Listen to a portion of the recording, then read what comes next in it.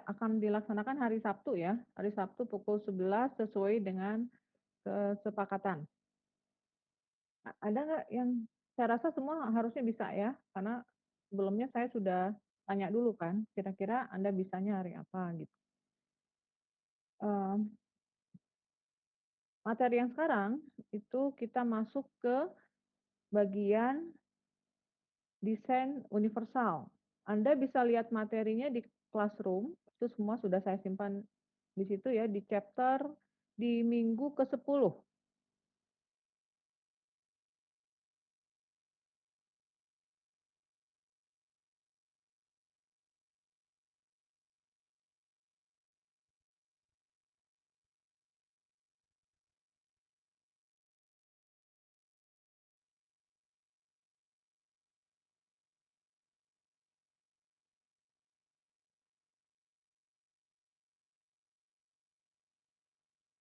Mungkin PPT-nya udah bisa dilihat? Bisa. Nah,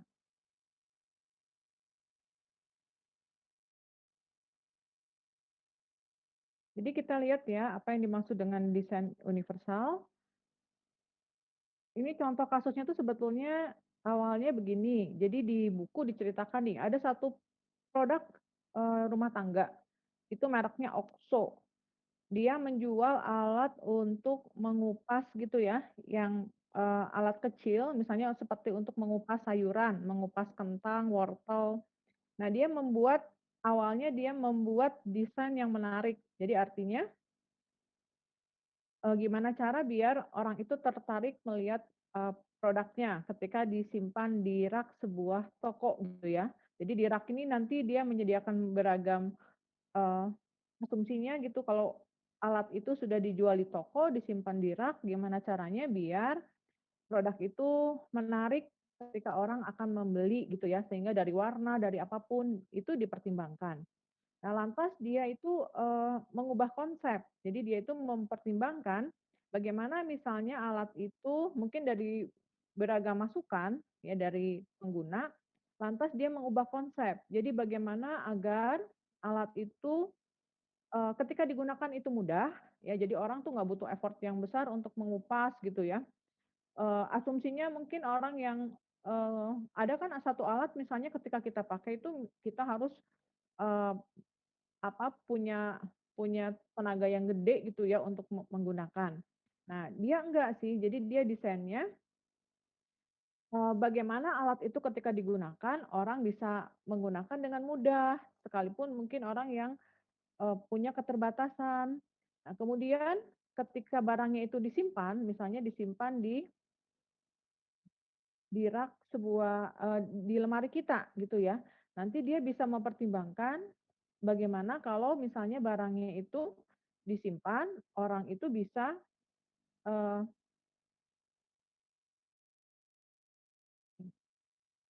ketika barang itu misalnya disimpan di lemari kita, kita mudah untuk menyimpan. Lalu ketika misalnya barangnya kotor, mau kita bersihkan, barangnya pun mudah untuk dibersihkan. Nah, atas beragam pertimbangan, jadi dia memikirkan gimana cara yang menggunakan alat tadi itu, eee bisa digunakan oleh sekelompok usia yang berbeda gitu ya, ukuran tangan yang berbeda, kekuatan, tangan yang berbeda gitu ya, eee, sehingga alat itu bisa diterima oleh banyak kalangan. Nah itu yang ketika, kita sebut dengan desain yang, eee, universal. Jadi desain universal ini proses merancang produk sehingga dapat digunakan oleh banyak sebanyak mungkin orang ya, oleh beragam kalangan. Dan bisa digunakan untuk beragam situasi gitu. Nah itu yang dimaksud dengan desain universal. Walaupun nanti ketika orang mendefinisikan desain universal itu sebetulnya seakan-akan ada 2 pendekatan ya, ada 2 level pendekatan. Jadi yang pertama itu istilahnya di sini user aware design. Jadi bagaimana kita bisa mendorong batas-batas utama dari produk. Jadi bahwa produknya itu harus seperti apa ya, fungsinya seperti apa, itu kan harus terpenuhi. Nah, tetapi dia memikirkan bagaimana memungkinkan orang sebanyak mungkin bisa menggunakan, gitu ya. Lalu yang lain lagi yang dipertimbangkan ketika membuat desain itu, desain yang bisa dipersonalisasi. Jadi dia bisa meminimalkan kesulitan beradaptasi ya untuk pengguna tertentu, gitu. Jadi ketika sebuah alat dibuat, itu kan kaitannya dengan desain, ya, dengan desain interface. Nah, bagaimana orang itu bisa mudah beradaptasi dan biar sebanyak mungkin orang bisa menggunakan, tetapi fungsi utamanya itu jangan sampai bergeser gitu ya. Jadi dia tetap aja mempertimbangkan fungsi alat itu apa sih? Nah, itu yang dijadikan bahan pertimbangan. Eee, ada orang yang menganggap ya bahwa desain itu ada level mikro gitu ya, ada makro. Nah, kalau misalnya di sini level mikro, itu asumsinya kan nggak mungkin nih ketika kita membuat satu desain itu bisa mengakomodasi 100% dari populasi yang ada. Jadi asumsinya, wah desain ini siapapun yang melihat itu akan merasa cocok. Nah itu kan tidak mungkin kita bisa mengakomodasi hal seperti itu. Nah, artinya dia bisa mengeksplorasi ya solusi dari desain tadi. Jadi bagaimana sejauh mana sih kita harus mengorbankan sesuatu ya terhadap suatu produk sehingga orang lain itu bisa menggunakan produk tadi. Jadi maksudnya ada semacam trade off-nya gitu. Jadi kalau kita mendesain bisa jadi nanti ada hal yang harus dikorbankan. Nah, misalnya terkait dengan fitur. Jadi nanti dia tetap aja pilihannya itu bagaimana mmm, bagaimana misalnya tetap fiturnya itu bisa, apa, dipenuhi gitu ya, fungsi-fungsi dari fitur tadi gitu. Jadi contohnya misalnya gini, ada, ketika orang membuat sebuah desain ya, misalnya, contoh pegangan pintu, kalau, eee, hal terkait dengan yang universal tadi. Nah, ketika orang membuat pegangan pintu, itu kan sebetulnya ada macam-macam desain yang dikembangkan. Nah, contoh terkait dengan yang universal tadi, mungkin orang lebih suka mendesain pegangan pintu yang berbentuk tuas. Tuas ini yang seperti pegangan yang bisa kita pegang itu di pintu ya, bukan berbentuk seperti kenop. Kenop tuh yang bulat, harus diputar untuk dibuka. Nah, ini kan kaitannya dengan, eee, hal yang universal tadi. Jadi kalau misalnya kita pegangannya berbentuk tuas, kalau tangan kita lagi sibuk, mungkin kita bisa, eee, membuka dengan menggunakan, siku tangan kita gitu ya. Nah, kalau berbentuk kenop itu kan nggak mungkin ya, berbentuk kepalan gitu nggak mungkin. Kalau tangan kita sedang penuh tas belanja, lantas kita bisa membuka pintu tadi. Nah, itu hal-hal yang dipertimbangkan secara level mikronya gitu ya. Jadi bagaimana nih sehingga banyak pengguna eee, bisa leluasa menggunakan sebuah produk. Nah, intinya itu yang dikembangkan. Nah, kalau yang, level yang makro, ya mungkin nanti ketika orang membuat sebuah desain, dia harus, makro itu harus misalnya menyesuaikan dengan satu teknologi, ya. Misalnya membuat aplikasi mobile, walaupun kita sudah punya satu konsep desain universal, ada hal kondisi tertentu yang harus kita, timbangkan dengan suatu standar misalnya. Kalau web contohnya di sini tuh ada standar dari W3 konsorsium. Saya mau membuat web misalnya menggunakan web versi 2.0. Nah, berarti kan mau tidak mau walaupun saya sudah punya konsep, akhirnya interface saya harus disesuaikan ya dengan teknologi tadi, dengan pedoman yang tadi, web versi 2.0. Ya jadi, kepaksa mungkin sesuatu yang kita sudah punya konsep user friendly, nah karena ada teknologi yang berbeda, mau nggak mau kita harus menyesuaikan gitu. Nah itu sesuatu yang kaitannya dengan level makro. Jadi mungkin ada konsep mikronya, ada konsep makro. Kalau mikro lebih ke fungsionalitasnya gitu ya. Pendekatan universal secara, fungsionalitas. Kalau makro, ya mungkin ada sesuatu fitur yang harus disesuaikan, karena ada lingkungan yang berbeda gitu ya, terkait dengan ketika kita mengembangkan. Nah, kalau di PPT yang ini kan ada semacam 7 ya, 7 prinsip ya dari desain yang universal. Ini yang ada sekelompok orang yang mendeklarasikan ya, ini di satu perguruan tinggi di Amerika Serikat. Dia mendeklarasikan ada semacam 7 prinsip desain ya, yang asumsinya ini bisa kita gunakan di sistem yang interaktif ya, untuk desain yang universal tadi. Jadi yang pertama di sini ada equitable use. Artinya maksudnya itu penggunaan yang merata, ya, penggunaan yang adil. Ini tujuannya bagaimana bahwa desain itu bisa digunakan oleh orang dengan kemampuan yang beragam, ya. Jadi contohnya di sini misalnya harus menyediakan sarana yang sama, ya, bagi pengguna, ya, untuk, semua, kemampuan yang beragam tadi, ya. Jadi seakan-akan fitur yang ada tuh harus setara ya untuk siapapun yang menggunakan. Jadi jangan sampai di sini suatu, aplikasi dia ada semacam pemisah, ada semacam stigma untuk, pengguna tertentu ya atau untuk setiap pengguna. Nah, itu harus diperhatikan. Lalu misalnya di sini harus ada ketentuan privacy, keamanan, dan keselamatan yang sama untuk untuk semua pengguna ya. Lalu di sini mungkin harus membuat desain yang menarik bagi semua pengguna. Jadi jangan sampai desain itu menarik hanya untuk, sekelompok orang tertentu ya atau hanya untuk kalangan tertentu. Nah, paling tidak desain itu harus bisa diterima ya untuk semua pengguna. Nah, di sini seakan-akan bahwa tidak ada pengguna yang dikecualikan, ya jadi nggak ada stigmatisasi ya di sini. Kemungkinan mungkin aksesnya harus sama ya untuk semua. Jadi jika pengguna yang identik itu tidak dimungkinkan, jadi mungkin ada satu kelompok yang nggak bisa menggunakan produk tadi. Nah, berarti tetap aja konsepnya harus ada penggunaan yang setara, yang harus mendukung ya semua level pengguna. Ya walaupun nanti mungkin ada teorinya di bagian bawah ada multisensory system atau ada multimodals. Jadi kita bisa berinteraksi dengan, mode yang berbeda-beda gitu ya. Nah mungkin kalau lihat, eee, output-nya contohnya ada di sini. Nah ini yang ada yang terkait dengan 7 prinsip, dari desain yang universal. Nah, ini ya. Nah, ini yang pertama tadi, equitable use.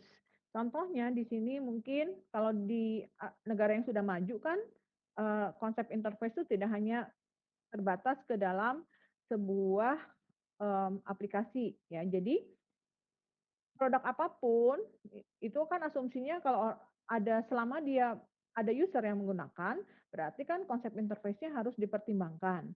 Jadi contoh misalnya tadi, ini yang penggunaan yang setara, yang poin pertama. Jadi di sini, eee, contoh misalnya ini ada layanan publik ya, semacam ada kereta cepat gitu ya, ini kan penggunaan massal nih ya, yang menggunakan itu beragam kalangan. Yang nggak ada aturan nih, kereta ini hanya digunakan untuk orang yang, tidak punya keterbatasan misalnya. Ini nggak ada aturan seperti ini harus dipertimbangkan. Karena kan ini angkutan massal, siapapun juga bisa menggunakan. Nah, contoh kasus ya mungkin ada satu kondisi yang harus dipertimbangkan, sehingga misalnya ada orang yang memiliki keterbatasan itu dia bisa mengatasi sendiri, karena apapun alasannya orang itu kan lebih nyaman kalau kita bisa bergerak secara mandiri gitu ya. Nah, contohnya kayak begini, jadi di sini ada misalnya orang yang pakai kursi roda, akhirnya dia punya keterbatasan ya, kalau satu kondisi tidak bisa mendukung nih, contoh kasusnya di sini. Jadi ada kursi roda, nanti dia mau naik ke kereta tadi, ada semacam gap yang mengganggu itu, walaupun itu sepele ya, kalau buat orang normal itu kan gapnya sangat kecil. Tapi kalau buat orang yang menggunakan alat khusus untuk bergerak, ya itu akhirnya jadi kendala gitu. Nah, jadi harus ada hal yang bisa membantu ya, contohnya misalnya di sini ada ibu-ibu yang bawa kereta dorong bayi, harus bisa lebih dimudahkan gitu ya, paling enggak ya gimana cara biar nggak ada gap sehingga Eee, permukaannya bisa lebih mudah untuk membuat orang bergerak gitu ya. Nah yang kedua itu ada prinsip yang namanya yang kedua itu tadi, fleksibilitas dalam penggunaan. Jadi ini tuh, desain harus bisa mengakomodasi berbagai macam, preferensi dan kemampuan individu. Jadi di sini harus bisa memberikan pilihan dalam metode penggunaan, lalu harus bisa mengakomodasi akses, misalnya ada orang yang kidal gitu ya, atau misalnya memfasilitasi akurasi dan presisi ketika kita menggunakan, dan harus memberikan kemampuan beradaptasi ya untuk, beragam kecepatan pengguna. Kan pengguna ini ada yang gesit, ada yang enggak gitu ya. Nah ini pokoknya kalau kita mau ngapain itu harus seakan-akan harus diberi kemudahan, harus fleksibel gitu ya. Jadi memungkinkan berbagai kemampuan dan preferensi melalui pilihan metode untuk pengguna ya, sehingga kita bisa beradaptasi ya dengan cepat, bisa melakukan dengan presisi, dan dia bisa mengikuti pola-pola kebiasaan pengguna gitu. Jadi contohnya ini yang paling jelas ya, kalau kita menggunakan duduk di atas kursi, ini kan seakan-akan tinggi meja itu harus dipertimbangkan loh. Tinggi meja ini kan sebuah interface. Tinggi meja itu jangan sampai ketika kita mau duduk, terus kursinya kita geser, ternyata tingginya kurang karena misalnya padahal kursi ini ukurannya sudah standar misalnya dan orang itu misalnya memiliki, tinggi badan yang standar juga. Tetapi ketika dia mau ngegeser, misalnya maju ke arah meja, geser kursinya, dia duduknya, misalnya ternyata pahanya udah mentok nih ke bagian alas meja. Itu kan artinya dia tidak fleksibel. Jadi walaupun meja itu misalnya nggak bisa diatur ketinggiannya ya, kalau yang bagus mungkin alat itu bisa meja ini bisa diatur ketinggiannya sesuai dengan tinggi pengguna gitu ya. Nah, paling enggak kalau tidak bisa seperti itu, misalnya ketika mendesain sebuah meja dia sudah bisa ngatur kira-kira rata-rata tinggi pengguna itu seperti apa. Nah, begitu juga misalnya kayak alat seperti ini, ya, semacam alat potong, ya. Nah, alat potong atau gunting, atau alat potong tanaman atau apa, itu kan kayaknya ini alat potong ya, bukan gunting biasa, karena handle-nya itu jauh lebih tebal. Nah, seperti ini kan seakan-akan gimana cara nih, jadi jangan asumsi semua orang itu, tangan semua menggunakan tangan kanan ketika dia, bekerja gitu ya. Mungkin ada juga orang yang kidal. Nah, hal seperti itu tuh harus dipertimbangkan. Itu artinya asumsinya itu adalah sebuah interface gitu ya. Nah berikutnya, yang ketiga itu, prinsip yang harus sederhana ya dan intuitif, simpel dan intuitif untuk penggunaan. Jadi kalau yang seperti ini kalau yang seperti ini, simpel dan intuitif, ini poin yang ketiga, eee, penggunaan, desain itu harus mudah difahami gitu ya, jangan sampai orang melihat desain itu tujuannya sih mungkin biar menarik, tetapi mungkin orang akan sulit untuk ngerti gitu ya, apa maksud dari, interface tersebut. Jadi harus mudah difahami, terlepas dari pengalaman pengguna, ya. Jadi ketika membuat interface itu, kita nggak perlu mempertimbangkan ini, sebetulnya asumsinya kalau orang nggak pernah pakai, aplikasi pun dia harus bisa menggunakan. Ya jadi terlepas dari pengalaman pengguna, dari pengetahuan, dari pemahaman bahasa, keterampilan, ya, dan tingkat konsentrasi seseorang gitu. Nah itu harus betul-betul dipertimbangkan, ya. Jadi harus menghilangkan kompleksitas yang tidak perlu, ya. Lalu konsisten, dengan apa yang diharapkan pengguna ya dari, produk tadi dan intuisinya. Jadi ketika kita menggunakan sesuatu, seakan-akan kita udah paham nih dengan melihat sebuah interface. Lalu di sini terkait dengan keterampilannya dan pemahaman bahasa. Makanya kan mengembangkan beragam jenis icon kan, jadi icon itu biar lintas bahasa. Kalau orang yang nggak ngerti bahasa Inggris, melihat icon-icon itu kan asumsinya kita harus paham. Jadi ketika orang mendesain icon itu kan harus, eee, mudah untuk dipahami ya. Contoh di sini misalnya ada gambar penghapus, lalu kalau saya mau kayak orang ngasih apa, warna stabilo, di sini ada highlight. Nah, kayak di menu itu kan mudah untuk dipahami. Ada draw dibantu dengan gambar pensil, gambar penghapus, gambar printer. Nah, itu sebetulnya maksudnya agar, eee, orang yang tidak misalnya base-nya bukan bahasa Inggris, itu dia bisa paham gitu ya. Jadi keterampilan bahasa itu bisa kita abaikan. Lalu mengatur informasi yang konsisten ya dengan tujuannya buat apa. Lalu di sini, penting sekali, apa, ketika kita sudah menyelesaikan tugas atau aksi, seakan-akan sistemnya bisa memberikan respon. Jadi ada semacam feedback dari sistemnya gitu. Lalu di sini penggunaan desain itu harus mudah dimengerti ya, terlepas tadi dari pengalaman dan tingkat konsentrasi. Jadi contoh apalagi kalau kita menggunakan semacam perangkat mobile. Kalau perangkat mobile itu asumsinya jangan bayangkan orang naik motor main handphone, itu mah udah jelas salah ya, sekalipun dia dibonceng misalnya. Nah, tetapi kan misalnya kalau kita ada dalam satu kondisi yang kamu ini lagi sedikit gugup atau misalnya paling gampang, oh kamu lagi di rumah sakit nih harus ngasih tahu berita yang tidak nyaman buat orang lain. Nah, itu kan orang pasti ada semacam stres atau apa. Nah, gimana cara nih interface itu bisa memudahkan. Jadi kalau yang simpel itu kan bisa membuat orang lebih mudah gitu ya untuk menggunakan. Nah, kalau yang ini contoh mungkin ini ada satu produk, ini biasanya produk yang knockdown gitu ya, misalnya kayak Anda beli lemari, kan lemari itu biasanya sekarang berbentuk flat-flat gitu ya, tinggal kita rakit, atau produk apapun yang lain, yang fungsinya bisa kita rakit.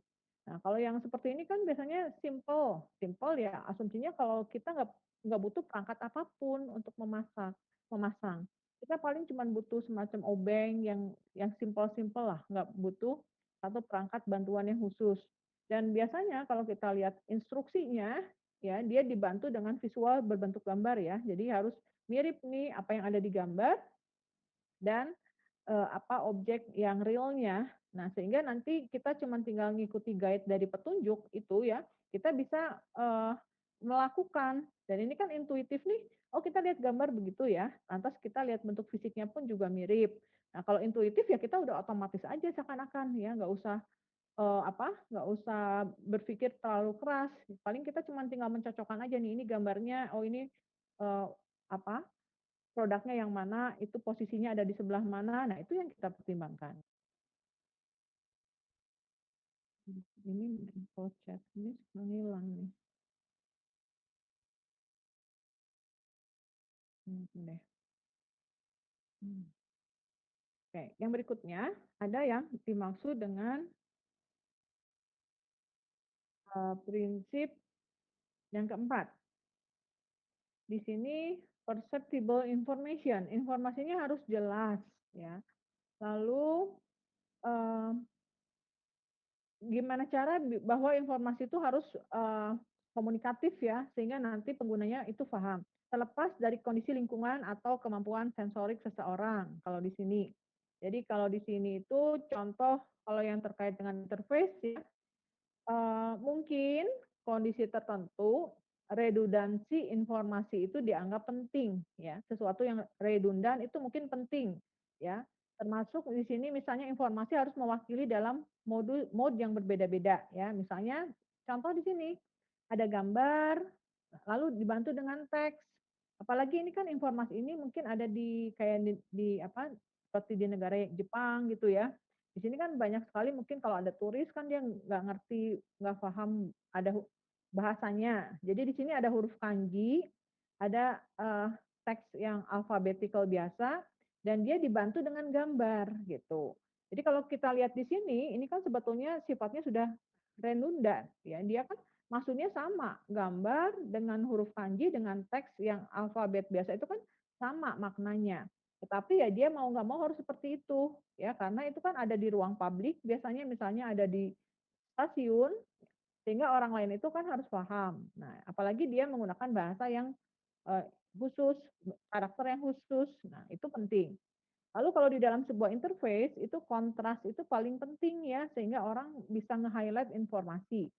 Walaupun Anda nggak mesti ya kalau di dalam interface ini agak sedikit, apa, eee misalnya udah di-bold, di italic, itu kan seakan-akan udah gitu di-underline. Nah, itu kan seakan-akan kita me me apa ya, biar informasinya sampai, kita menggunakan banyak style kan. Nah, mungkin itu sebetulnya nggak penting, nggak harus seperti itu. Nah, tetapi untuk memaksimalkan keterbacaan di sini ya, informasi penting, ya mungkin kita atur kontrasnya, ya. Tadi ada mungkin konsep warna. Nah, konsep warna itu kalau di standar web kan intinya gimana cara biar informasi itu bisa sampai ke pengguna ya. Jadi misalnya, oh warna biru itu kan tidak disarankan untuk informasi yang penting. Nah itu kan sebetulnya kaitannya dengan kontras. Karena warna biru itu kan secara konsep dari panjang gelombang kalau di teori pengolahan citra dia kan panjang gelombangnya paling pendek. Ya jadi pasti dia kontrasnya sangat rendah, eee, kontrasnya rendah ya, lantas panjang gelombang yang pendek itu kan jadi warnanya pun juga kurang kurang apa ya, membuat kalau informasi itu, eee, orang bakal miss gitu loh, ya. Beda dengan warna merah.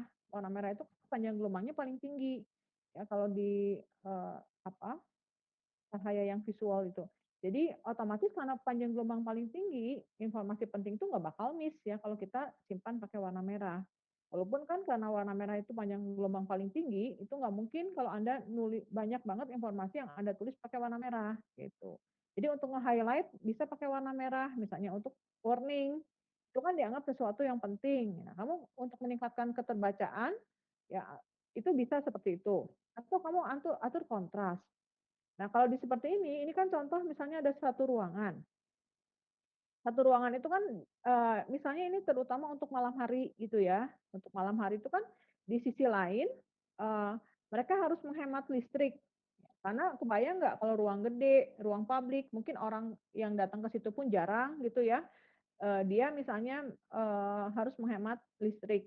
Nah, bisa jadi kan kalau konsep yang sekarang kita bisa pakai sensor gerak. Jadi kalau kita bergerak, otomatis lampunya bakal menyala. Nah, tetapi kalau yang seperti ini misalnya, bisa jadi dibantu untuk, poin-poin penting tertentu. Misalnya di sini ada arah Eee, pintu keluar kalau di ruang publik ya, sehingga orang bisa lalu lalang lewat, di situ dikasih pencahayaan tertentu. Nah, atau di area ketika orang bisa duduk ya, itu dikasih, desain cahaya lampu tertentu, sehingga nanti misalnya listriknya bisa minimal dan secara kegunaan juga itu tepat ya, karena misalnya di area duduk ini nanti pasti mau nggak mau bakal ada orang yang duduk, sehingga lampunya diatur sedemikian rupa gitu. Nah, makin jauh ya mungkin nggak perlu lagi lampunya, sehingga lampunya ngumpul di area orang duduk gitu, dan di titik-titik tertentu gitu. Atau kalau mau lebih hemat lagi, mungkin kalau di area yang nggak pernah dikunjungi banget sama orang, dia pakai sensor gerak kayak di taman gitu ya. Kalau taman itu kan asumsinya malam hari orang jarang yang datang ke situ. Nah, sehingga kalau ada objek yang bergerak lampunya misalnya menyala. Nah, itu kan sebetulnya tadi untuk, biar kita ngerti, "Oh ini kondisi saya lagi ada di mana nih? Saya lagi jalan di areanya seperti apa?" Gitu. Biar lebih jelas ya tadi atur kontras ya. Nah di sini, eee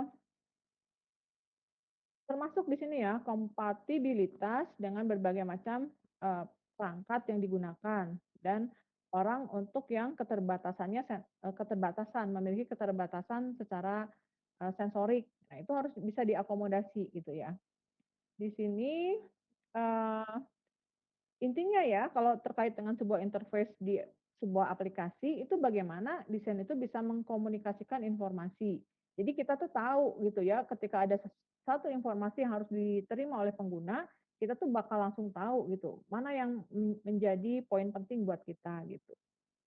Ya. Lalu di sini, oke, ya, jadi ini contoh tadi, oh dia ngatur nih, karena ada pintu dikasih lampu dan seterusnya gitu. Sama analogi di interface pun seperti itu.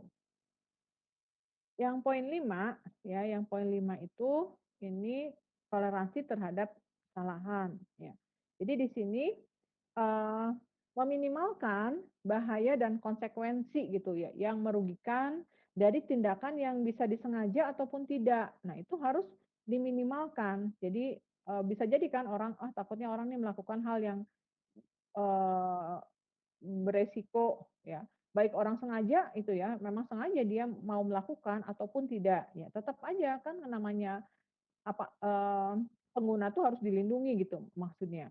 Jadi meminimalkan resiko kesalahan. Jadi khususnya ya untuk hal yang paling sering digunakan ya, atau paling mudah orang melakukan. Jadi bagaimana kalau orang mudah, orang sering itu takutnya ada kesalahan, kita bisa minimalkan gitu ya.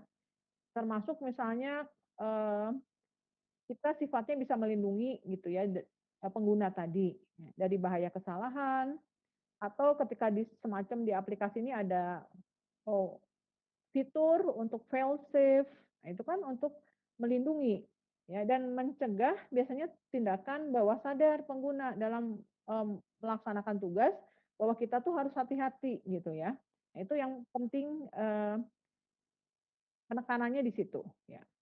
Jadi meminimalkan bahaya dan konsekuensi buruk dari tindakan yang disengaja ataupun tidak disengaja, ya, seperti itu. Jadi kalau misalnya ada di paling gampang aja ketika misalnya kita install aja, kita sedang nge-install sebuah produk, kan biasanya di interface-nya ada selalu mau next, atau mau back, atau mau cancel. Nah, itu kan selalu ada opsi-opsi tawaran seperti itu, gitu ya. Itu tadi maksudnya untuk eee, meminimalkan kesalahan yang mungkin timbul, gitu. Termasuk ini nih, ada di ruang publik, ada semacam got kecil gitu ya. Ini untuk meminimalkan kan. Kalau nggak kayak begini nanti mungkin ribet kalau kita menjatuhkan sesuatu gitu ya, apalagi ini misalnya got-nya cukup dalam dan lebarnya sempit, sehingga misalnya di bagian depannya dilindungi ya. Atau kalau di file seperti ini yang sering kita lakukan itu misalnya ada perintah undo untuk membatalkan gitu ya. Nah, berikutnya itu ada yang namanya poin 6 ya, low physical effort. Jadi yang poin 6 itu di sini, desain dapat digunakan secara efisien dan nyaman ya, dengan, meminimalkan kelelahan. Jadi orang nggak butuh effort yang besar, kita bisa rileks menggunakan, sebuah produk atau sebuah interface gitu ya. Memungkinkan pengguna contohnya misalnya untuk mempertahankan posisi tubuh secara alami, secara netral.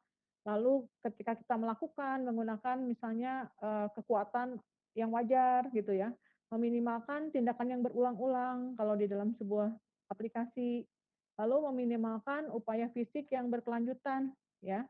Jadi kalau misalnya kita harus melakukan berulang-ulang, ya berarti kan sistemnya harus bisa menyederhanakan gitu apa yang kita, lakukan gitu ya. Baik itu di dalam sebuah interface atau misalnya di dalam interface yang langsung secara fisik orang untuk berinteraksi. Nah, mungkin kalau yang terkait untuk meminimalkan upaya fisik, ya kalau semacam di contoh di Word ya, kalau kita menggunakan makro itu, kita bisa sebetulnya kalau sesuatu yang berulang-ulang, Anda sering melakukan perintah insert table, lalu ngapain lagi next-nya gitu ya, itu sering kita ulang-ulang, atau ketika kamu mau ngeprint aja nih, ngeprint amplop gitu ya, ngeprint amplop yang ada, eee ditujukan ke siapa, nah itu kan untuk perintah ngulang-ulang seperti itu di Word kita bisa dipermudah. Jadi kita bisa ngetik dulu ya, ngetik dulu, alamatnya ya dengan satu format, dengan satu option menu yang ada di Word, lantas nanti kita cuma tinggal ngeprint gitu ya. Atau nanti mungkin ada perintah makro di semacam di Office, itu untuk menyederhanakan gitu ya sesuatu yang kita sering tulis berulang-ulang. Malah kalau dulu tuh ada option menunya, kita bisa membuat submenu. Kalau sekarang mungkin udah hilang hilang ya, atau harusnya sih ada kalau ngelihat di tab-nya. Jadi kita bisa membuat menu atau submenu di Office, sesuatu yang sering kita gunakan berulang-ulang, kita cuman tinggal kumpulkan aja di satu tab itu, di satu option menu. Sehingga kalau kita mau berulang-ulang nggak usah gerakan tangan kita nggak usah klik ke mana gitu ya, sampai tangan kita sibuk. Nah, kita cuman tinggal ngarahkan ke satu menu itu saja misalnya. Sehingga kita, gampang nih, untuk melakukan fungsi yang berulang-ulang. Jadi kita nggak terlalu capek secara fisiknya misalnya ya, seperti itu. Eee, Lalu di sini sama juga ya kalau kayak di aplikasi kayak ini, misalnya editing gambar yang saya lihat tuh.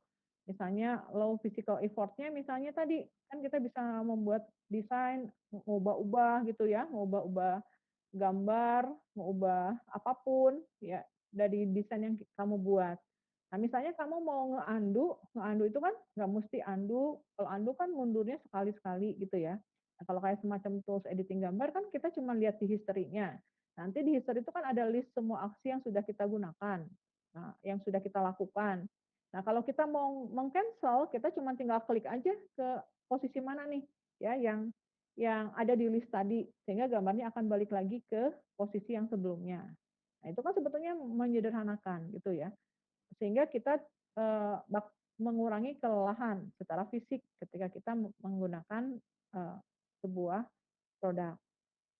Nah, yang ketiga, yang terakhir, ini yang terakhir itu kaitannya dengan, ini, size and space ya, itu harus dipertimbangkan ya. Jadi di sini, mmm ukuran dan ruang yang tepat ya untuk mencapai, goals gitu ya.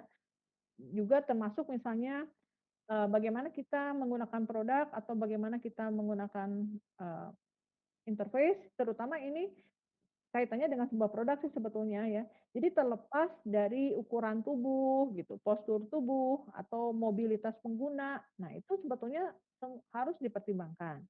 Jadi di sini contoh kalau di dalam sebuah interface ya, Mmm, elemen penting nih harus jelas terlihat oleh setiap pengguna ya, elemen penting. Jadi kalau gimana cara nih ngatur ngatur layout untuk elemen-elemen penting ya, sesuai dengan apa sih, fitur utama dari produk tersebut ya.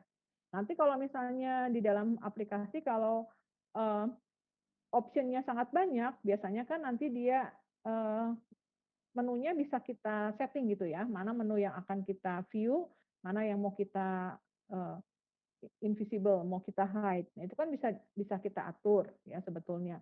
Dan dia mempertimbangkan karena pertimbangannya ruang. Ya, jadi kalau semua menu itu ditampilkan, apalagi kalau kayak di editing gambar, kalau semua palet-palet itu kita munculin, bisa-bisa ruang itu penuh semua dengan option menu gitu ya, dan kita nggak tahu bakal bekerja di mana. Nah, kan seperti itu. Jadi kita bisa atur nih ukurannya, ukuran window-nya mau diperkecil, mau kita hide dulu gitu ya, atau mau kita tampilkan. Nah, itu semua pendekatannya bisa kita atur ya, ukuran gitu ya, lalu, mana yang bisa kita, lihat itu bisa kita atur.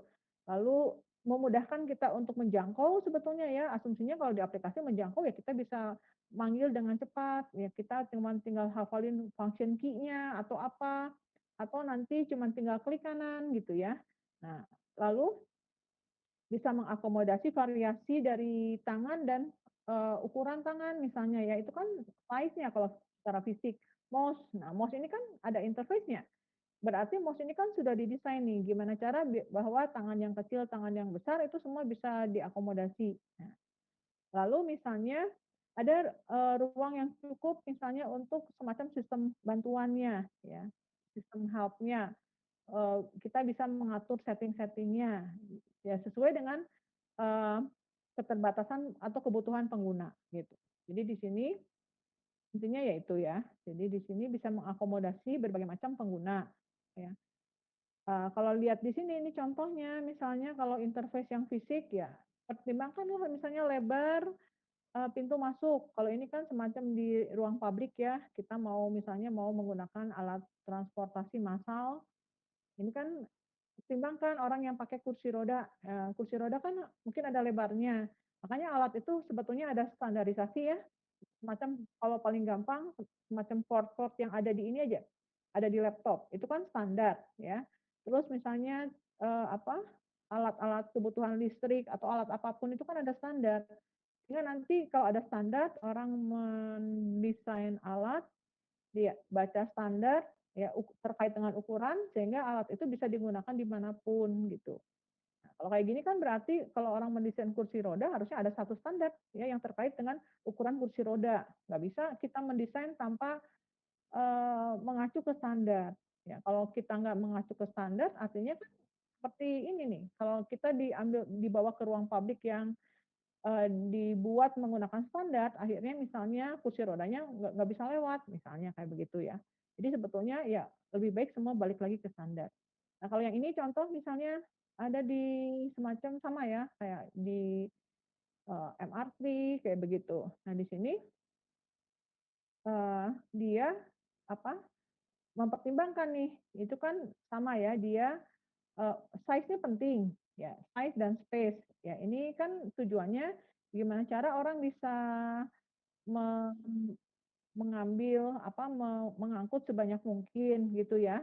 Dan ini dipertimbangkan nih, nanti gimana nih orang yang lagi duduk, gimana kalau sedangkan ini kan otomatis cenderung banyak orang yang akan berdiri ya, karena ini kan kereta cepat, terus orang juga kalau harus berdiri masih wajar ya, nggak mungkin berdiri terlalu lama gitu ya. Nah, gimana cara misalnya ketika orang yang berdirinya nyaman, yang duduk tidak terganggu gitu ya, ruangnya semua apa, Pertimbangkan kalau di ruang publik ini kan mungkin ini bisa dimanipulasi ini, kursinya bisa diputar-putar sedemikian rupa, ya bisa dikondisikan sesuai dengan, eee, kebutuhan gitu. Jadi yang poin ketujuh nih ini, ukuran dan ruang untuk satu pendekatan. Jadi kalau yang Anda lihat seperti ini kan yang terkait dengan desain yang universal.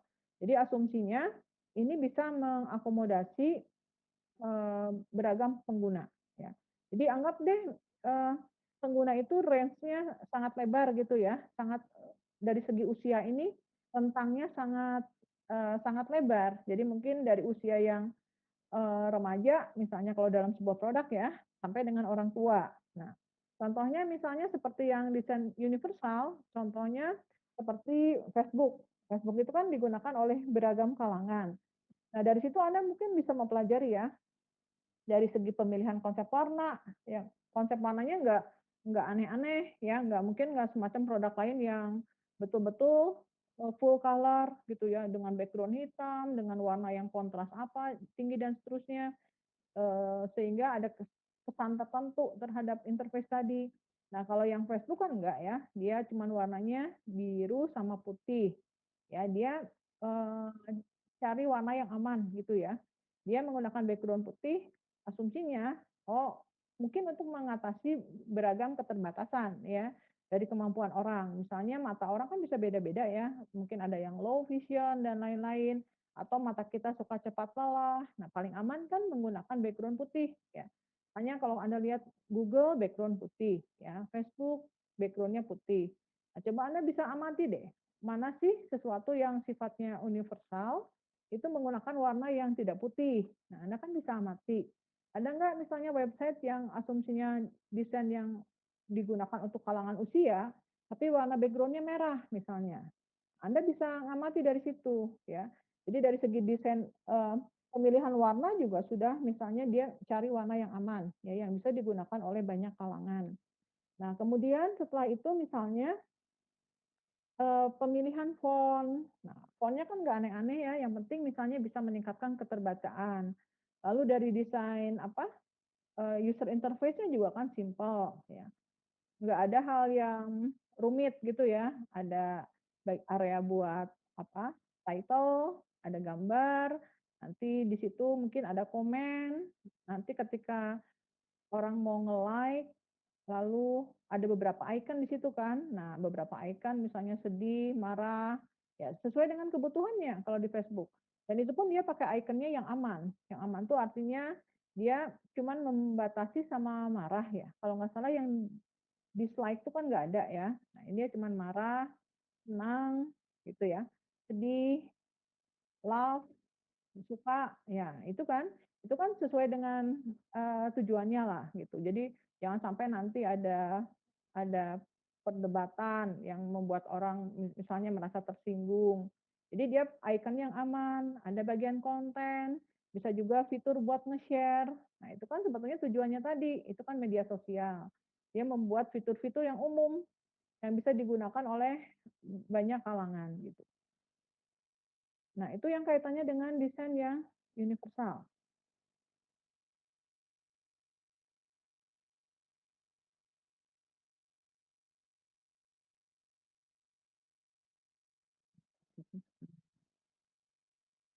Nah,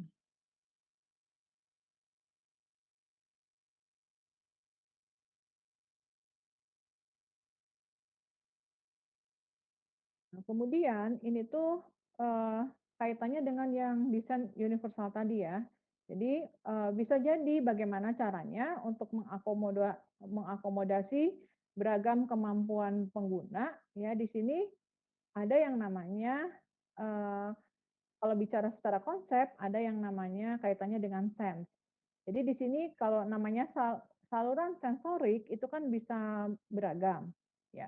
Jadi di sini bisa berupa, suara, teks, hypertext, animasi di sini ya, video, gerak, atau misalnya vision. Nah, ini kan sebetulnya tadi bagaimana nih kalau ada orang dengan kemampuan yang sangat beragam. Nah, berarti nanti ketika mengembangkan aplikasi mungkin kita harus mempertimbangkan, eee, apa cara berkomunikasi yang lain ya, yang kalau orang kan ada 5 saluran ya sensoriknya gitu ya, di sini ada 5. Nah, kemudian, di sini penting nih bagaimana ketika kamu mengembangkan suatu produk untuk kebutuhan yang khusus ya, dari pengguna. Nah, sehingga nanti misalnya ada orang yang mengembangkan semacam produk sampai virtual reality. Nah, itu kan sebetulnya tadi untuk meningkatkan interaktivitas dan dia ingin memanfaatkan yang, 5 sense tadi itu ya, saluran sensorik yang ada dimiliki oleh manusia. Nah, sehingga nanti ketika mengembangkan produk, itu nanti ada macam-macam nih yang dikembangkan gitu ya.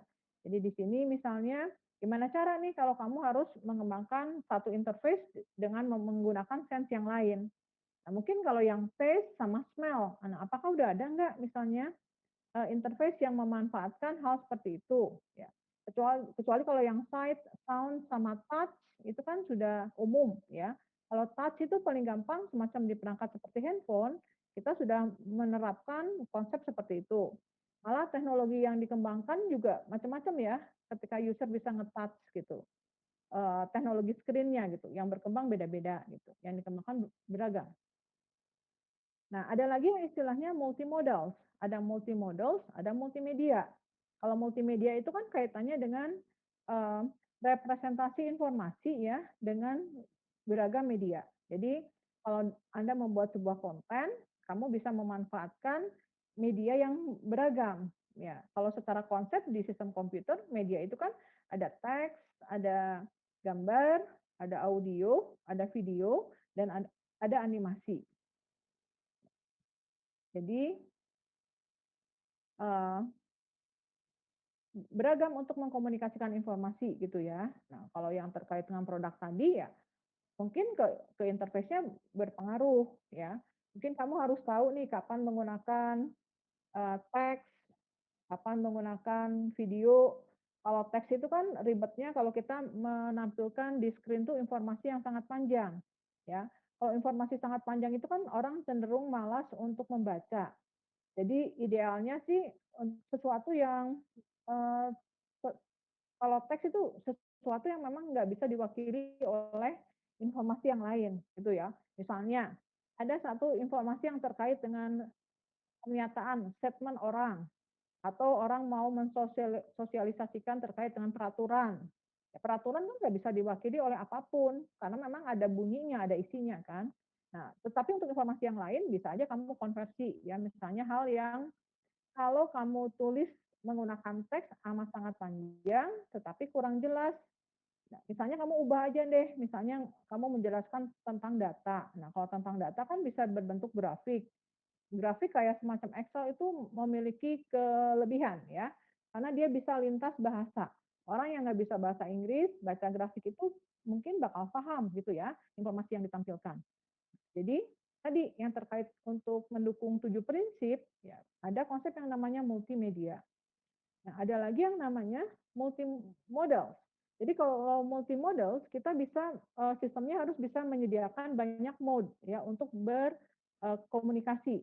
Jadi untuk berinteraksinya macam-macam ya, kita bisa, milih mode mana yang kita, sukai. Jadi kalau secara prinsip ya mungkin ada yang namanya visual, kalau di sini ya, ada yang namanya aural sense.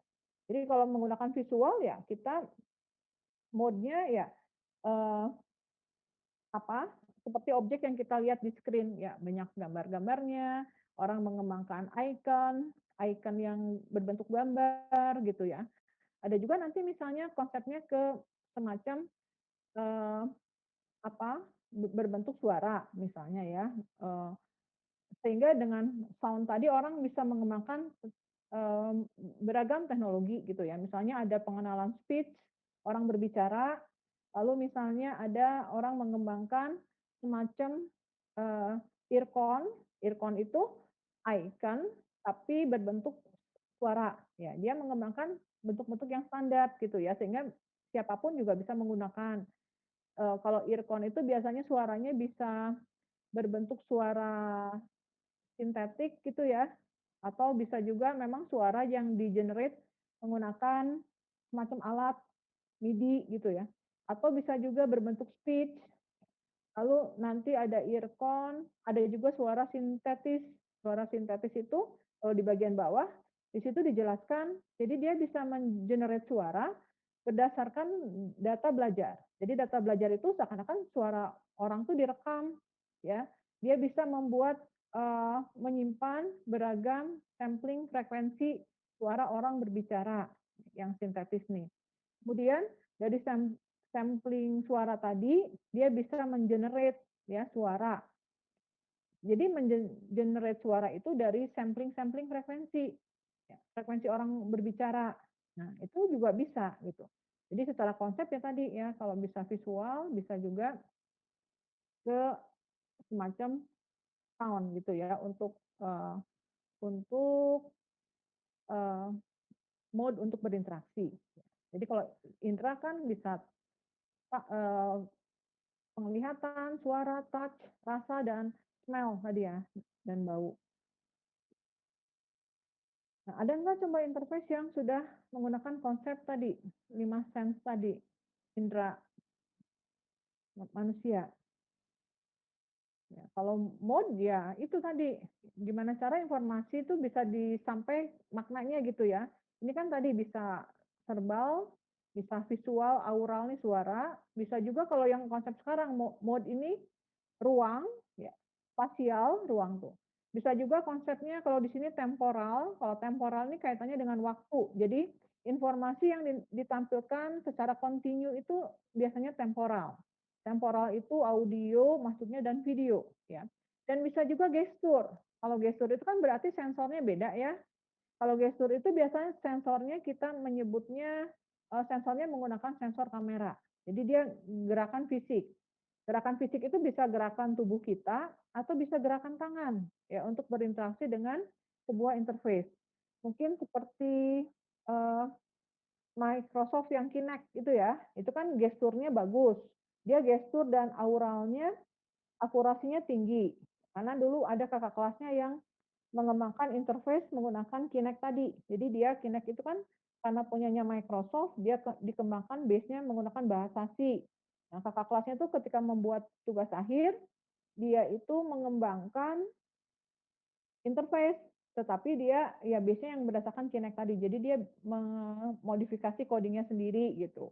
Sehingga orang bisa berinteraksi menggunakan gestur dan dia nge-create objek sendiri. Jadi asumsinya ada objek yang akan berinteraksi dengan perangkat tadi. Jadi dia bikin simulasi. Jadi gesturnya bikin objek sendiri nih, kayak objek beranimasi. Lantas dia bisa berinteraksi menggunakan program yang dia buat. Nah, itu dia menggunakan gestur. Nah, kalau contoh semacam di Kinect, gesturnya itu dia bisa bisa tahu rangkanya tubuh manusia. Jadi dia tahu skeletonnya seperti apa. Dari skeleton itu kan asumsinya kalau orang itu kan yang umumnya dia punya tangannya 2, ada kaki 2 dan ada kepala gitu. Jadi dia bisa tahu rangkanya, skeletonnya. Nah, dari situ dia akan menerjemahkan dari gerakan, eee, gestur yang berbentuk rangka itu jadi memungkinkan kita berinteraksi dengan interface tadi gitu. Jadi dia tahu gerakan tangan, kalau kamu ngangkat-ngangkat tangan dia tahu gitu ya. Kalau suara juga sama, akurasinya dia tinggi. Jadi kalau di belakang ada noise, eee, mungkin hardware-nya yang bagus ya. Jadi hardware-nya itu bisa memisahkan antara suara pengguna dan noise. Nah, biasanya kan kalau terkait dengan, eee, aural yang suara itu kita biasanya merekam dulu gitu ya. Dia ngerti, harus mengenal dulu siapa pembicaranya. Dia harus punya sampling dulu gitu ya. Nah, baru setelah itu, eee, dia bisa mengeta menget mem apa, dia bisa melakukan atau menerima instruksi dari pengguna melalui suara gitu. Jadi itu namanya SIM multimodal. Jadi ini proyek yang interaktif. Biasanya, untuk meningkatkan ya, interaksi yang lebih kaya gitu, yang lebih rich. Nah, ini walaupun orang selalu berpikir ya, kalau, oh, kalau multimodal ini kan sebetulnya jadi redundansi ya. Redundansi itu kan channel yang kita pakai banyak ya, kalau kita pakai suara kan ada kita menggunakan mic gitu ya. Kalau gestur itu kita menggunakan sensornya kamera. Nah, orang menganggap ini kan jadinya banyak yang informasi yang redundansi, ngapain nih? Padahal kan untuk, sistem juga itu jadi beban ya, dia butuh memori yang bagus gitu ya, butuh sensor yang bagus, butuh perangkat yang bagus juga. Nah, kalau seperti itu ya ya karena tadi tujuannya, dia mau bisa mengakomodasi orang dengan beragam, kemampuan gitu ya. Jadi mungkin ada orang yang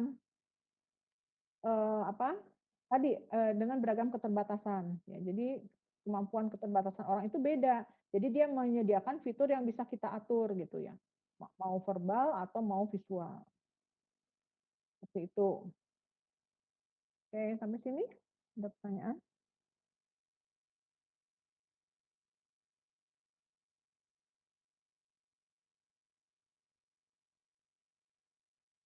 Iya,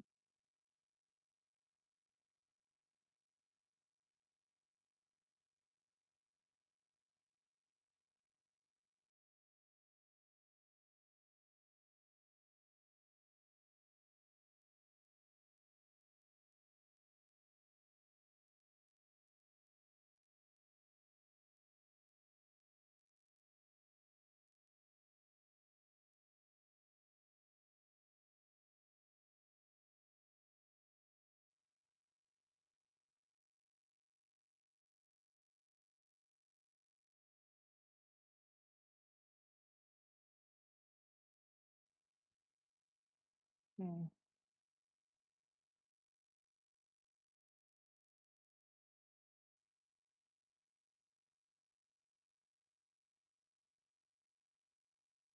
Oke, coba ya, saya mau minta feedback dulu, karena nggak ada suaranya.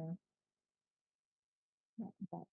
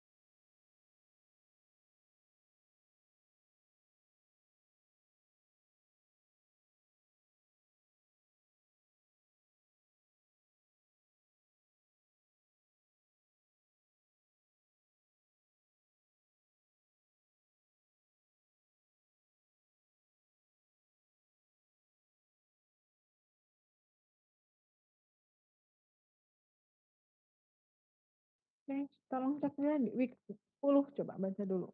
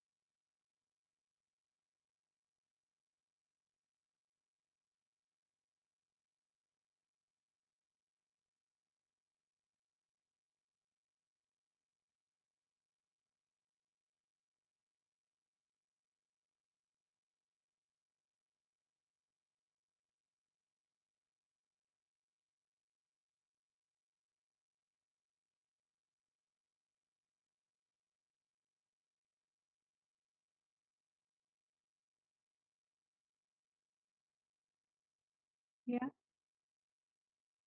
eee, di Word nanti kamu konversi ke PDF ya,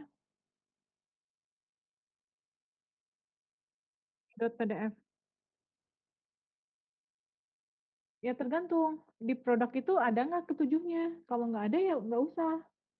Kamu sebutin Anda semua sebutin satu produk ya, apa yang mau kamu jelaskan. Boleh nanti produk yang ada di handphone, misalnya Line, nah gitu kan, WhatsApp misalnya, itu kan. Terus nanti kamu tinggal ini aja, ada nggak poin-poin itu di situ gitu.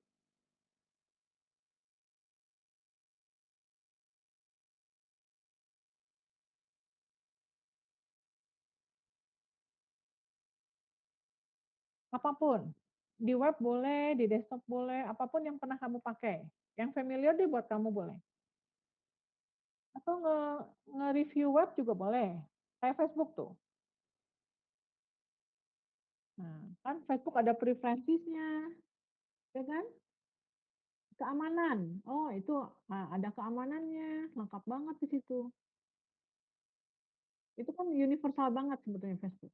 Coba deh, beberapa orang bahas Facebook, nanti kita lihat. Itu lengkap banget tuh, poin-poinnya saya rasa semua ada di situ. Instagram boleh, Twitter boleh, yang biasa kamu gunakan, yang familiar.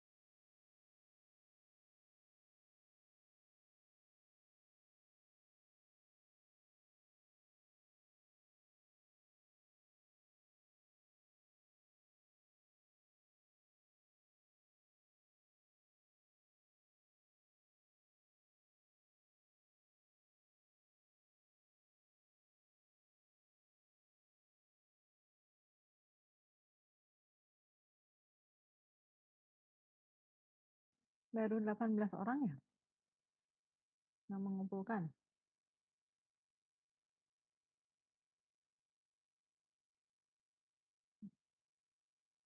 Coba cepet deh. Ya, paling late. Hmm.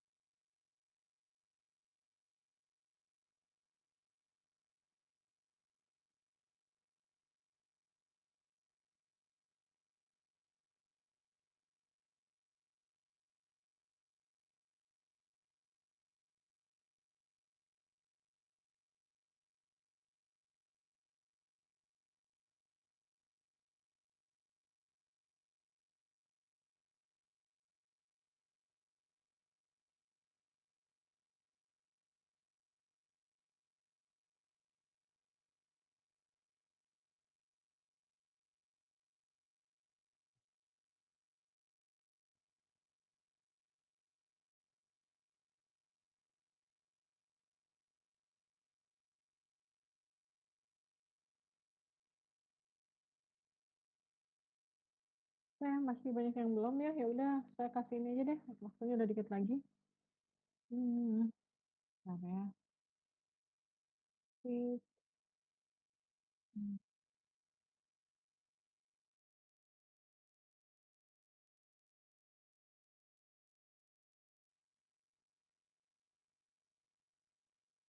oh, buat materinya ini aja deh. Karena ini kamu bisa baca dari buku. Saya kasih poin deh yang harus kamu baca. Ini baru 18 soalnya. Sisanya masih 23.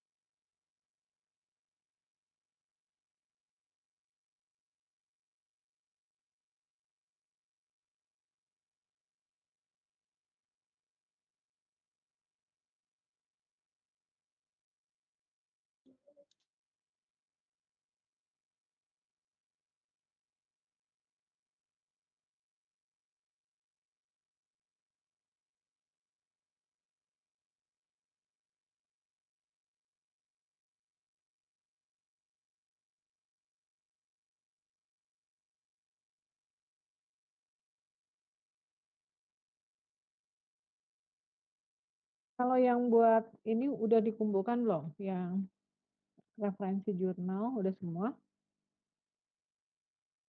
Ada nggak topiknya yang terkait dengan gestur? Gesture recognition gitu, metodenya gimana? Ada?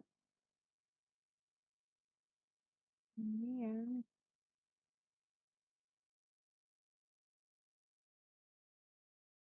gestur atau misalnya handwriting, itu kan bisa tuh, itu kan sebuah interface. Coba lihat punya Joan.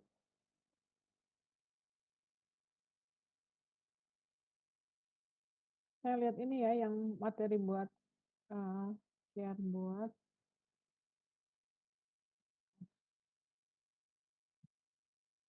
Ini punya Joan ya. Lihat nggak Joan? Jennifer. Joan sama Melvin. Sama Jenny, Bu. Iya. Ini tentang apa coba? Pengaruh artificial intelligence dan nanoteknologi untuk HCI. Udah dilihat belum isi jurnalnya? Itu yang pertama itu ya jurnalnya. Yang kedua, dynamic hand gesture recognition using vision based. Nah, yang ke satu dan kedua ada keterhubungan nggak? Itu mereka berdua sama-sama mengimplementasikan AI, Bu, untuk dapat Mhm. itunya. Tapi, topiknya beda. Ini kan beda nggak? Yang bawah kan hand gesture, kalau yang atas Itu, Bu, ke topiknya kita itu AI dan dampaknya dalam HCI gitu. oh, Jadi kayak kumpulan penggunaan AI yang bisa dipakai dalam HCI gitu. oh, oke. Ini, technical journal atau review? Kalau technical itu kan satu penelitian dia menjelaskan secara detail, eee, teknis penelitiannya, seperti apa, misalnya hand gesture, dia menjelaskan apa metodenya gitu, terus nanti diterapkan di mana, di interface, itu kan berarti technical journal. Kalau review jurnal itu biasanya isinya banyak jurnal, dia cuman membanding-bandingkan, tapi dia tidak membahas tuntas gitu, teknikalnya gimana, seperti itu. Mmm, Nah itu, kalau kalau kata kamu tadi isinya tentang AI sama penerapannya di HCI. Nah mungkin, biar nanti kamu bisa menjelaskan, saya kan contoh lihat mau tahu contoh implementasi. Berarti kamu nanti, cari jurnal yang teknikal satu atau 2 lah, yang satunya lagi review. Review itu cuman dia membahas macam-macam metode aja di situ, dan hasil penelitiannya gimana, akurasinya, cuman itu. Tapi, gimana cara dia pendekatannya untuk menyelesaikan tidak dibahas di situ. Itu namanya, eee, technical review jurnal kalau seperti itu. Nah, jadi nanti kalau kamu gitu ya, sambil dilihat ada nggak yang membahas eee, secara spesifik. Memang, jadi nanti kamu nggak usah ngerti gimana dia logika menyelesaikan, tetapi prinsip-prinsip tahapannya harus tahu gitu maksudnya. Jadi biar nanti kamu kalau misalnya tugas akhir punya gambaran nih, oh jadi kalau misalnya HCI itu larinya kemana gitu. Nanti kamu dapat mata kuliah lagi yang lain, misalnya NLP, NLP itu buat apa? Lalu nanti ada, pengolahan citra itu seperti apa gitu. Nanti ada speech yang Pak Heri. Nah kamu bakal tahu nih, output-nya ke gitu. Ya ini punya kelompoknya Joan, lalu maaf, Bu, saya boleh tanya? Kalau kalau apa namanya, itu kan, tadi misalnya kan kalau yang nomor 2 itu, Bu, kan mhm, lebih kayak teknikal gitu kan, Bu. Berarti salah satu dari yang pertama atau yang ketiga itu yang diganti jadi teknikal juga gitu, Bu? enggak, kalau misalnya gini kan, jurnal tuh ada technical, ada review. Kalau kamu misalnya semua isinya jurnal technical, bisa aja kan nggak ada reviewnya. Dia dia penelitian tentang HCI dan AI. AI itu kan bisa luas banget nih, bisa diimplementasikan di mana-mana. Nah, kalau yang saya lihat di sini contoh yang pertama itu kan nanoteknologi. Kalau nanoteknologi itu kan, eee, lebih ke perangkat keras ya, yang ke sistem ke komputer yang masa depan kalau yang saya tahu. Nggak tahu deh nanoteknologi di sini apa. Biasanya kan nanoteknologi lebih ke komputernya. Jadi sistemnya bukan pakai sistem bit lagi, tapi dia menggunakan nanoteknologi itu kayak teori atom fisika kalau nggak salah. Nah cuman ini tuh apa nih kaitannya antara AI, teknologi sama HCI. Nah, kalau yang kedua ini kan dynamic hand gesture recognition. Dynamic itu mungkin hand gesture-nya apakah bisa macam-macam, dinamis gitu. Nah, ini di sini menggunakan vision based. Kalau vision based otomatis kan pasti input-nya gambar. Lalu pendekatannya, ini untuk, HCI berarti kan interaksi menggunakan gestur kan intinya yang kedua.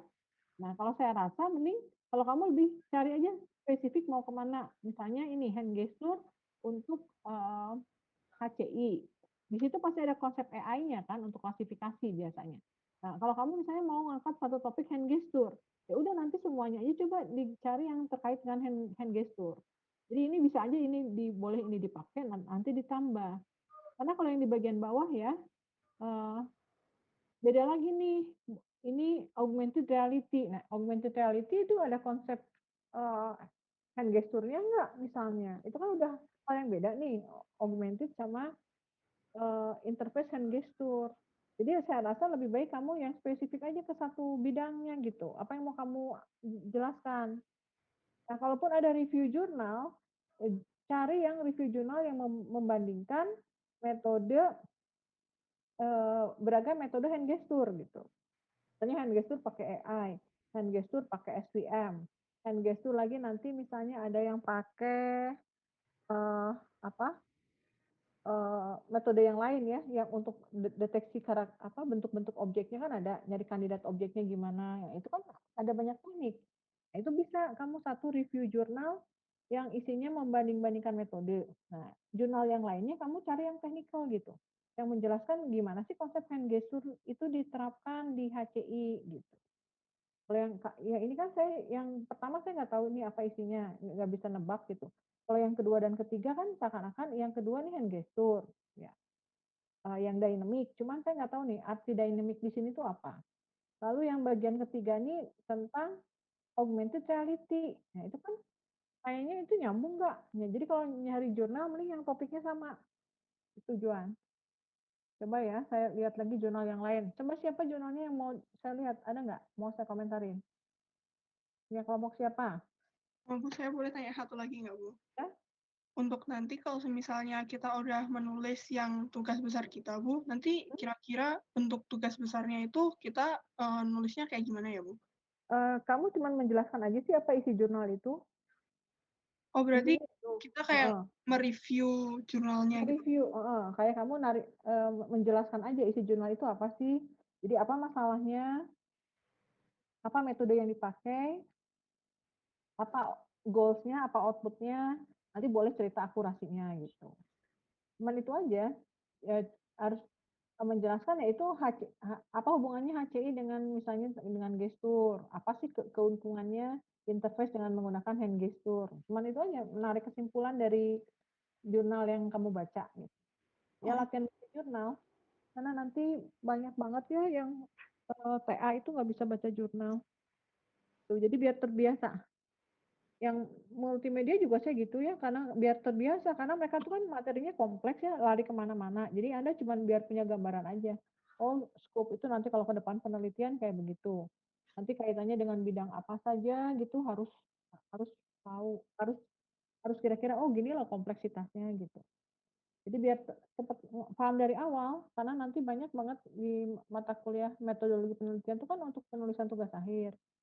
Banyak nanti yang kesulitan tuh di pas bagian baca jurnal. Oke, itu ya Joan. Ya, nanti boleh minggu depan ininya di di-upload update ulang lagi gitu, Bu. boleh. Oh, Oh iya, makasih, Bu. ya. Siapa lagi coba yang jurnalnya udah submit punya kelompok siapa? Kami, Bu, boleh. Siapa? Alfianto, Bu. Hmm, Alfianto. Iya, Bu. Ini tentang accessibility dan universal access. Ini apa yang kira-kira yang disebut di sini? Tentang apa? Oh, jadi ini, Bu, tentang civility dan user access ini mengacu pada desain produk untuk orang-orang yang punya keterbatasan, terutama disabilitas, Bu. Gimana caranya Nah, desainnya? ini untuk yang disable. Ini Iya, yang Bu. jurnal pertama ya. Jurnalnya di sini kan ada 5 nih. Jurnal Iya, pertama Bu. tentang apa? Kenapa, Bu? Jurnal yang pertama itu apa isinya kira-kira? Oh, jadi ini bukan kami kurang tahu kan maksudnya problem apa yang dia cari. Jadi kami cari jurnal dulu yang ngebahas tentang problem-problem yang umum yang menjadi permasalahan terbesar di HC itu. Terus kami dapat yang itu di jurnal saat itu dia ngebahas ada 7 tentang problem terbesar dalam HC itu. Terus salah satunya itu tentang tadi yang di atas yang accessibility tadi. Nah, Nah, terus kami arahkan ke jurnal nah, yang 4 lagi yang di bawah yang nah, lebih spesifik. nah, berarti kamu kalau kayak gitu harus pakai jurnal yang bagian bawah tuh masalahnya sama kurang lebih ya, atau topiknya sama. Iya, Bu, benar. Nah, jadi jangan sampai nanti yang satu jurnal ke topik A, yang dua topik B, kan kalau gitu kamu nanti bakal melebar kemana-mana. Jadi kamu lebih spesifik ke satu topik gitu ya, intinya. Nah, sekarang kamu cuma tinggal dibahas aja nanti. Apa yang di sini yang dimaksud yang terkait dengan disable. Definisi di sini, disabilitas itu yang seperti apa. Kan disable itu amat sangat banyak kan kategorinya. Nah, kamu Oke, Bu. cuma tinggal dibatasi aja boleh ke masalah orang tuh punya keterbatasan masalah apa gitu. Jadi lebih baik lihat ke jurnal yang di bawah ya. lihat aja Oh, tren sekarang yang disable itu apa sih yang diangkat. Atau misalnya di sini nih, tentang lanjut usia, boleh kan? Karena kan masyarakat sekarang cenderung yang usianya lanjut kan banyak ya. Nah itu kamu boleh ngangkat ke masalah itu tuh, tentang masalah lanjut usia. Nah, berarti cari nanti tuh topik-topik yang terkait dengan masalah orang yang lanjut usia tadi. Kan kalau lanjut usia itu masih paling nanti larinya ke masalah motoriknya yang lebih lemah gitu ya, kayak gitu-gitu. Nah itu kamu cari topik yang mendukung untuk yang lanjut usia. Jadi yang spesifik aja, mau lanjut usia atau mau yang disabilitas. Kalau disabilitas, hal apa yang mau kamu angkat? Misalnya dia punya keterbatasan buat melihat, bisa kan? Nah, itu kamu cari topik aja yang terkait dengan orang yang nggak bisa melihat atau low vision atau apa gitu. Nah, gimana cara orang yang nggak bisa melihat bisa berinteraksi dengan perangkat seperti komputer misalnya? Interface-nya diganti seperti apa? Kalau membaca kan ada huruf huruf braille itu kan, yang huruf yang timbul, contohnya ya. Sehingga nanti dia kan bisa membaca tuh dengan meraba-raba bentuk karakternya. Nah, kalau menggunakan interface gimana cara berinteraksi gitu? Misalnya, itu ya coba. Satu lagi coba ya siapa? Masih ada pertanyaan nggak? Oke, satu lagi mau ada lagi nggak kelompok siapa nih yang mau mau saya lihat? terima kasih Bu. Ya, Kelompok jadi Bu. siapa? Ini Bu. Siapa? Femi. Ini Bu, iya Bu. Femi. Oke. Ini analisa pengaruh penggunaan e-learning sebagai media pembelajaran. Yang kedua, evaluasi usability aplikasi e-learning. Nah, gini. Yang ketiga, advance HCI e-learning. Oke, kamu tentang masalah e-learning. Nah, cuma di sini saya perhatikan ada artikel tahun 2010. Kalau 2010 untuk e-learning itu kayaknya udah kelamaan deh. Kan e-learning itu trennya cepat sekali berubah, ya. Ya enggak? Tahun 2010 komputernya udah kayak apa coba zaman tahun 2010. Nah, sekarang kan udah tahun 2020. Pakai jurnal itu maksimum kalau buat orang IT mending 3 tahun aja deh, ya. 3 tahun aja sudah kelamaan. Jadi kalau sekarang 2020 berarti kamu pakai yang paling lambat 2017. Baik Bu. Ya. Ya, Kalau Bu. ini sudah 2010 udah kelamaan, ya Femi. Jadi Jadi kamu yang nomor 4 hapus aja gitu, Bu. dihapus aja diganti, Oke, ya. Bu. Nah, kamu cari lagi jurnal gini. Atau ini jurnalnya ini kamu baca dulu. Nah, nanti kan dari situ kamu bakal ngerti nih kontennya lebih mengarah kemana. Nah, nanti coba cari lagi referensi yang mungkin dari konten yang setelah kamu baca kamu tahu nih interestnya kemana. Nah, nanti cari lagi jurnal pendukung gitu. Jadi kalau nanti cari jurnal itu keywordnya kalau googling ya, kamu keywordnya gini, trends on e-learning gitu, trends on gesture recognition gitu, keywordnya. Pakai kata trends on atau research on kayak gitu, research on speech recognition, nah kayak gitu, on HCI kayak begitu. Nanti otomatis kamu bakal retrieve dokumen yang terkait. Jadi pencariannya nggak bakal melebar kemana-mana gitu. Seperti itu, ya. Jadi batasi sampai 3 tahun ke depan. Oke, gitu ya. Iya Bu, makasih Bu. Ya nanti kalau ada yang masih mau ngupdate ya silahkan aja sih. Makanya nanti kalau mau diupdate saya bikin ininya lagi deh, bikin foldernya ya kalau mau ngupdate. Oke, udah ya. Selamat pagi sampai hari Sabtu. Terima kasih Bu. Ya. Makasih Bu. Bu. Makasih, Bu.